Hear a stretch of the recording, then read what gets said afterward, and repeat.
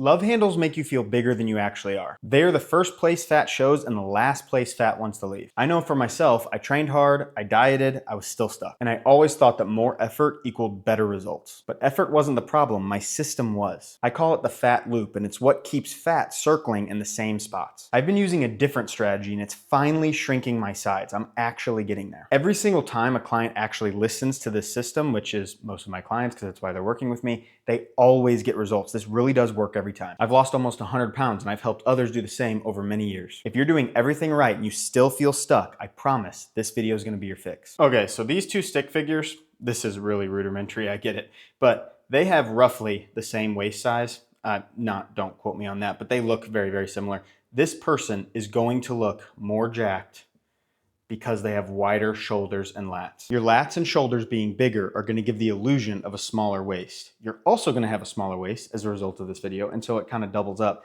But I think a lot of people miss the muscle building aspect of the upper part of their upper body in order to make their waist look smaller. And spot reduction doesn't work. We can't crunch our way to, having a smaller waist. We can't do oblique crunches. That's probably the most common question I get in person at the gym is, hey, Aaron, what exercise can I do to get rid of this? And they'll kind of, grab their belly fat. That just doesn't work. Plus, back thickness adds like visual power, especially if you're a guy. It just it looks tough. And so that really helps your image and how you look to other people. You'll feel more confident. And as a result of that, take more actions that lead to you actually losing weight. And all of this just snowballs. If you don't have it already, staying on your diet is probably the most important thing. So I made this craving survival map that runs through a list of emotions that you might be feeling outside of an actual craving. So if you're feeling like you're running on autopilot, this is just something you always do. You go through this list, and by the end of the checklist, you won't have that craving anymore. You stay on your diet, you don't have the guilt, and boom, you actually make it. That is free in the comments and in the description. So training reshapes the body, but to lose the fat, you need this next step. I call this the precision phase. I'm gonna tell you a story. This is a true story. There was mold underneath our sink. It was horrible.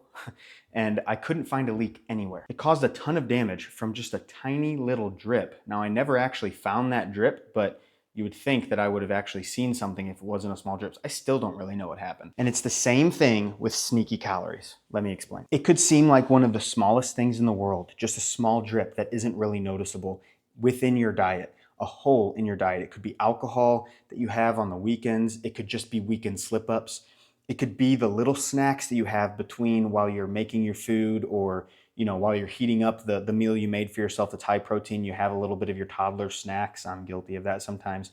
Those things greatly add up. So the precision phase is temporarily cutting out anything that might be the culprit. And so that is alcohol, completely cut out alcohol for like 2 weeks. That is any of those sneaky calories, do not eat them unless you log them. And you might see, okay, if I start logging these 10 calories, 20 calories, 50 calories, it might add up to 500 calories a day, and that is your deficit right there. You solved the issue. If you notice a faster rate of fat loss or fat loss has actually started, then you know that something that you did is the answer. And so methodically add that back in. I almost couldn't say that word. Add that back in, add back in the alcohol and see, does your fat loss stop? And then boom, alcohol is your issue. Whatever it is. Alcohol is almost always the issue for anyone that drinks consistently.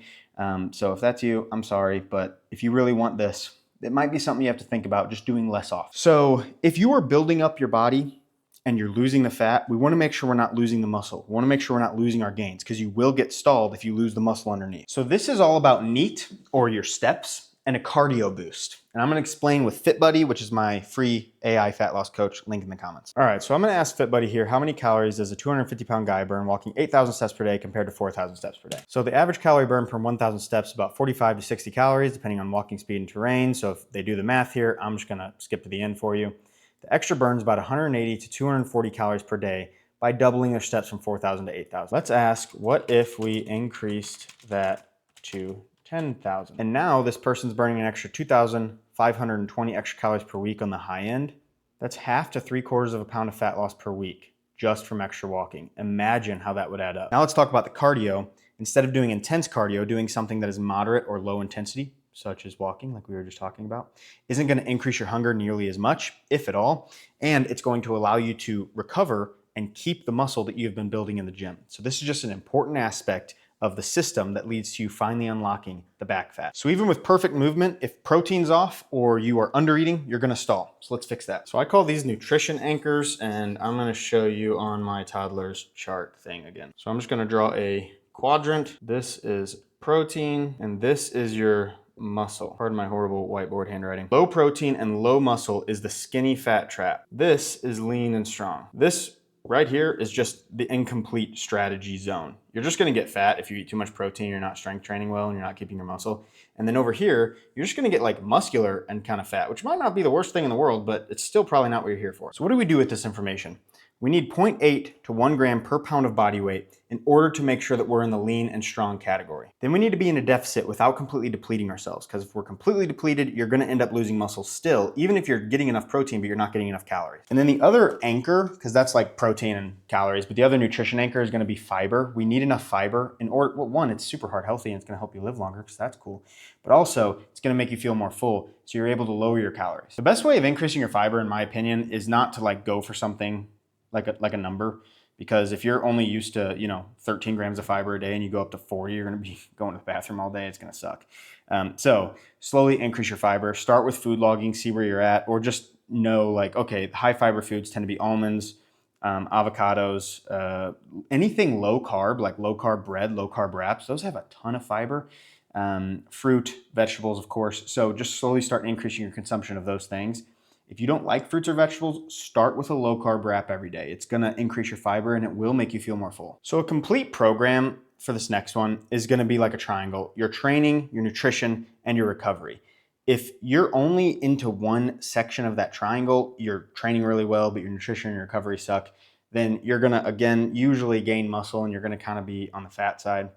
If only your nutrition is what you are focusing on, then you're going to end up being skinny fat and you're going to end up losing your muscle. And if it's only recovery, then that's what most of us do anyway. That's just being lazy and that's just being fat. If you work on your sleep, you're going to get less hunger and better burn. It is so key to work on your sleep. Just be intentional with the time you go to bed and the time you wake up, and making sure to get off of screens to the best of your ability. Try not to drink caffeine after 12. Those are the basics of it, and just be intentional with it. Keep trying, don't give up, and your sleep will improve. We've already talked a lot about training and nutrition, not the in and outs of training. FitBuddy can help you make your own program. It will literally customize it for you. So please get that in the comments in the description if you want an actual program.